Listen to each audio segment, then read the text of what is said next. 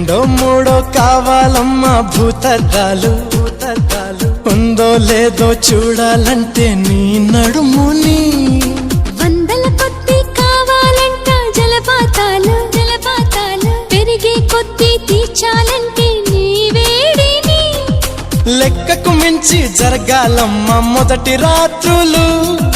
మక్కువ తీరక చెయ్యాలంటే మధుర యాత్రలు విన్నాను నీ హృదయవాణి వెన్నెల్లలో నిన్ను చేరని